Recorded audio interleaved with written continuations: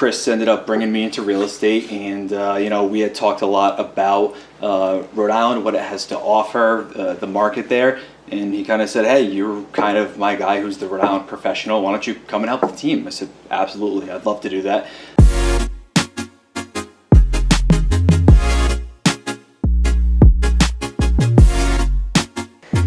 Welcome to my classroom. I'm Chris.Collette, the real estate professor.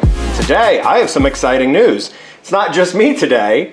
This is Nick. So if you've been following along with my company, with my team, with my real estate adventure, you know that I do a lot of business around Massachusetts, anywhere from Worcester all the way to Boston. You probably also know that I'm licensed in New Hampshire and that my team works across multiple states. What you might not know is that the Christopher Group officially now works in Rhode Island. So I have Nick here, Nick Gannon, who is the first agent to be joining the Christopher Group to work with buyers and more clients, not just in Massachusetts, but also in Rhode Island. So welcome, Nick. Oh, thank you, Chris. So Nick, tell everybody a little bit about you, where you're from, and your background. Oh, awesome. So born and raised in Rhode Island. I was actually in law enforcement for 10 years, so really into the communities in Rhode Island, have a pretty good pulse on what's going on in the Ocean State. Little guy.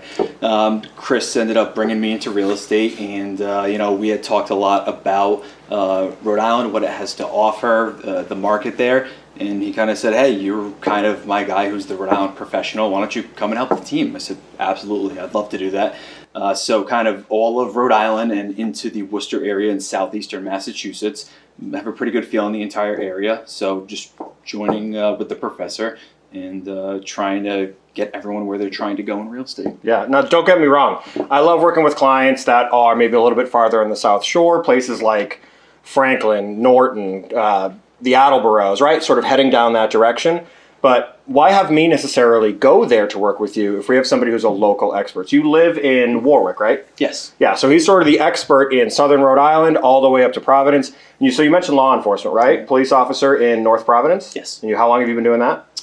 10 years. 10 years. So there really isn't anybody that knows a community better than the public servants who work literally in those communities like Nick.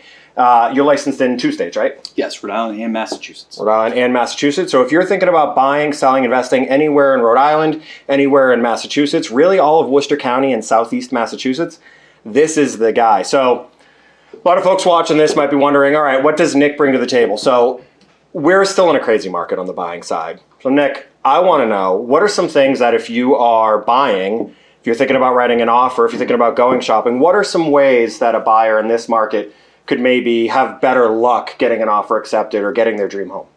So you'll ask, that question, and you'll put the word luck in there, but it's really not luck at all. It's not. You're not just throwing an offer on a house and saying, "I hope I get it." You need to, with tact, look at a house, look at the area, assess everything about that property, and the other half of that equation is assessing your situation and what's best for you, and really saying, okay, what do I need to do to get the offer accepted? So I don't believe that there's luck involved at all. If there is, there's 3 offers that are very similar, and then it might be a coin flip, but there are probably some, wordings in each offer that might separate them from the other offers that are similar.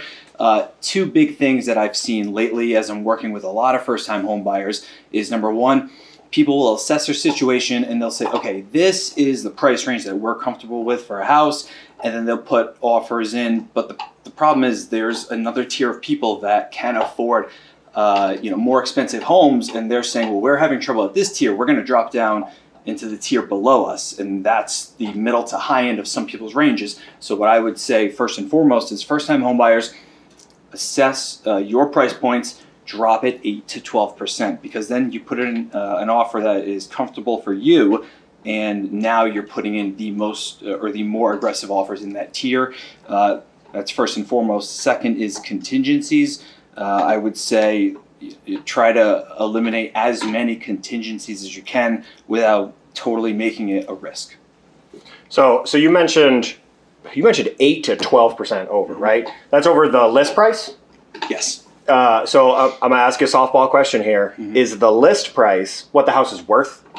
No, the list price is a marketing tool, and they're going to use that to bring a range of people in to kind of create this multiple offer situation, because when you have a house and you have a range of people, there are some people that are going to put the low end of offers and some people that are going to put the high end of offers. So they get as many people as they can, get a bunch of offers, and then they say, okay, we have X amount of offers. We are calling for your best and final right now. Submit it if you want to change your offer.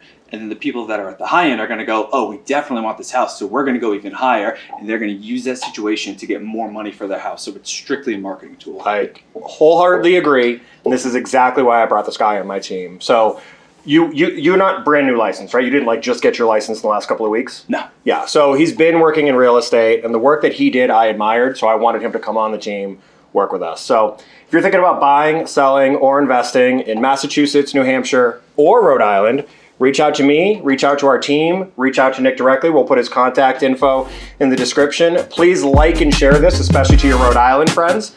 I'm Chris.Collette, the real estate professor. This is Nick Gannon, The student. I'll see everybody next week.